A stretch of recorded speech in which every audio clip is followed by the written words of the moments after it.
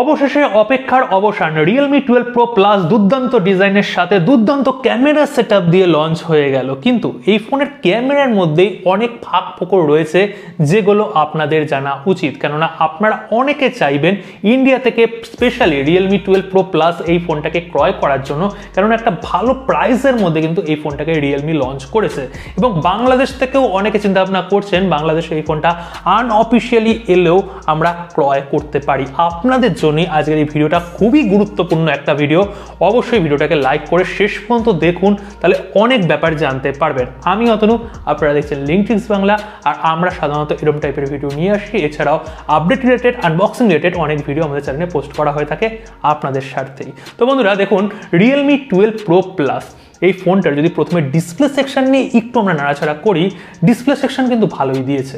এখানে 6.7 ইঞ্চির curve AMOLED panel দ্বারা ব্যবহার করেছে, obviously full HD plus panel. এখানে 1.5K রেজলিউশন, যেটা এই মুহূর্তে ট্রেন্ড করছে, এইরকম কিন্তু কোনো রেজলিউশন দেয়নি, ফুল এইচডি প্লাস রেজলিউশন দিয়েছে এবং HDR10 প্লাস ডলবি ভিশনের কিন্তু সার্টিফিকেশন রয়েছে। ইন ডিসপ্লে ফিঙ্গারপ্রিন্ট সেন্সর সাধারণত Realme দিয়ে থাকে, আর এখানেও কোনো সন্দেহ নেই তারা দিয়েছে। দুর্দান্ত একটা ইমার্সিভ টাইপের ডিসপ্লে আপনারা পেয়ে যাচ্ছেন এই প্রাইস সেগমেন্ট এর মধ্যে, একটা ঠিকঠাক ডিসপ্লে। আর ডিজাইনের যদি কথা বলি, ডিজাইনে পুরো A++, দুর্দান্ত ডিজাইনের ব্যাপারে Realme অনেক খেটেছে। আর এখানে ঘড়ি, যে রোলেক্সের ঘড়ি, যেটা পুরো লাক্সারি টাইপের ঘড়ি, সেই ঘড়িকেই প্যাটার্ন করে এখানে ডিজাইন করা হয়েছে, স্পেশালি এখানে ক্যামেরার রিংটাকে। আর এখানে ভেগান লেদারকে ইউজ করা হয়েছে, 3টে কালার রয়েছে, ব্লু রয়েছে, অরেঞ্জ রয়েছে, তার পাশাপাশি হোয়াইট কালার রয়েছে এবং 3টে কালার প্রিমিয়াম দেখতে লাগছে এবং ডিজাইন বিল্ড কোয়ালিটি কিন্তু যথেষ্ট ভালো।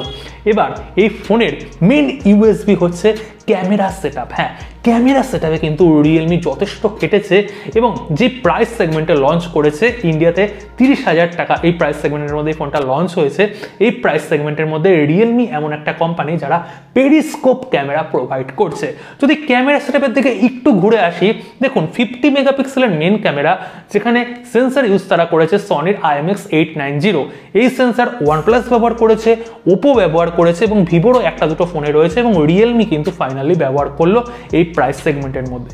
4K 30 FPS আপনারা ম্যাক্সিমাম ভিডিও রেকর্ডিং করতে পারবেন এবং এর মধ্যে OIS এরও কিন্তু সুবিধা রয়েছে। কিন্তু সেকেন্ডারি ক্যামেরাটা আল্ট্রা ওয়াইড ক্যামেরা, 8 মেগাপিক্সেলের ক্যামেরা এবং এখানে আপনারা ফুল এইচডিতেই ম্যাক্সিমাম ভিডিও রেকর্ডিং করতে পারবেন। কিন্তু থার্ড ক্যামেরা 64 মেগাপিক্সেলের টেলিফটো পেরিস্কোপ ক্যামেরা, এখানে 3x অপটিক্যাল জুমের পুরো লসলেস জুম করতে পারছেন এবং 6x পর্যন্তও কিন্তু আপনারা প্রায় লসলেস জুম করতে পারছেন এবং 120x পর্যন্ত ম্যাক্সিমাম করতে পারবেন।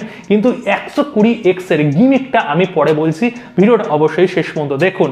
আর ফ্রন্টে আপনারা 32 মেগাপিক্সেলের মেন ক্যামেরা পাচ্ছেন, এটা কিন্তু সনির সেন্সর। আর 64 মেগাপিক্সেলের ওই সেন্সরটা কিন্তু ওমনি ভিশনের সেন্সর তারা ব্যবহার করেছে। আর ফ্রন্ট ক্যামেরায় আপনারা এখানে ফুল এইচডি 30 FPS এ ম্যাক্সিমাম ভিডিও রেকর্ডিং করতে পারবেন এবং এখানে কিন্তু কোনো স্টেবিলাইজেশন নেই। সমস্ত কিছু দিলে কিন্তু তার অপারেশনটা তো করতে হবে, ভালো প্রসেসর দরকার। এখানে ঠিকঠাক প্রসেসর দেওয়ার চেষ্টা করেছে, স্ন্যাপড্রাগনের 7S Gen 2 এই প্রসেসরটা দিয়েছে, 4nm বেস আর্কিটেকচারে গঠিত এবং এর আন্তর্জাতিক স্কোর হচ্ছে 5,70,000, মানে 6 লাখের থেকে কম।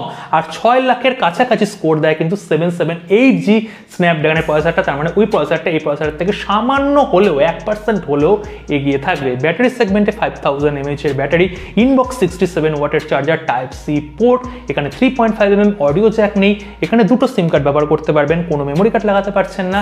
এছাড়াও কি বলবো, হ্যাঁ, এই ফোনটার যে সফটওয়্যার রয়েছে, সফটওয়্যার সেকশনে Android 14 এর সাথে Realme UI 5.0 ইনবিল্ট চলে এসেছে, বক্সে চলে এসেছে এবং দুটো অ্যান্ড্রয়েডের আপডেট আপনারা পেয়ে যাচ্ছেন, মানে 15-16 এই দুটো কনফার্ম আসছে এবং সিকিউরিটি প্যাচ লেভেল 1 বছর আসছে।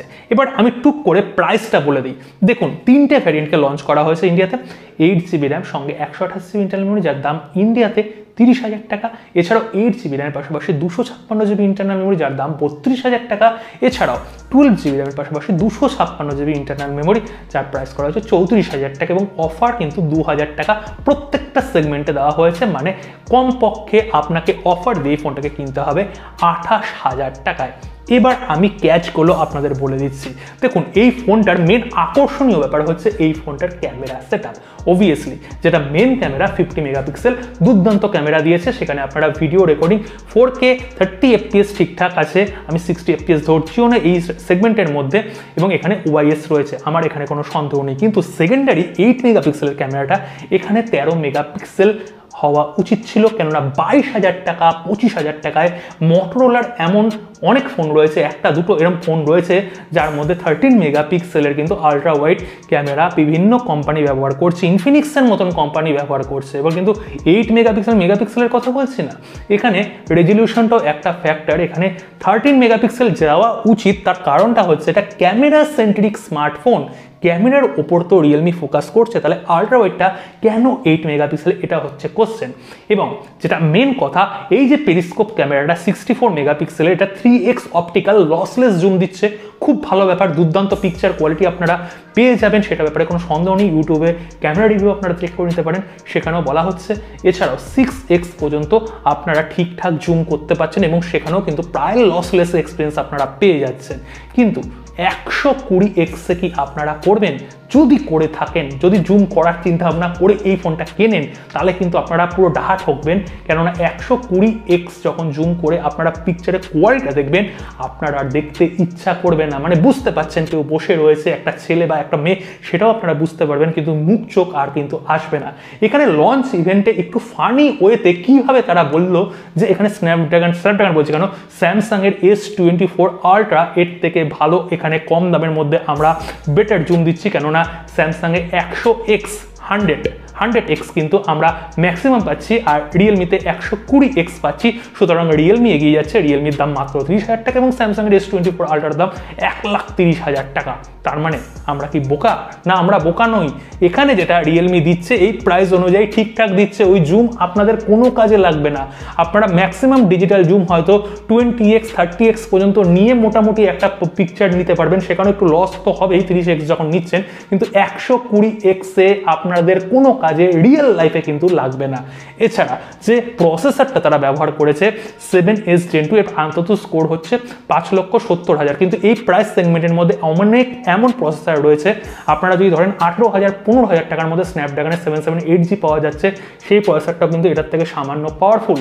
হ্যাঁ, জিপিইউতেও কিন্তু পাওয়ারফুল রয়েছে এই প্রসেসরটা। এছাড়া ডায়মেনসিটির যে প্রসেসরগুলো রয়েছে মিডিয়াটেকের 700 সিরিজের প্রসেসর, 800 সিরিজের প্রসেসর দিতে পারতো, সেই প্রসেসরগুলো কিন্তু এই প্রসেসরের থেকে পাওয়ারফুল, যেগুলো এর থেকে কম দামের মধ্যে পাওয়া যাচ্ছে। মিনিমাম হয়তো এখানে মিডিয়াটেক ডায়মেনসিটির 8020 প্রসেসরটা দিতে পারতো। এটা পাওয়ারফুল প্রসেসর নয়, কিন্তু এই 30,000 টাকা প্রাইস সেগমেন্টের মধ্যে একটা আদর্শ প্রসেসর আমি বলতে পারি।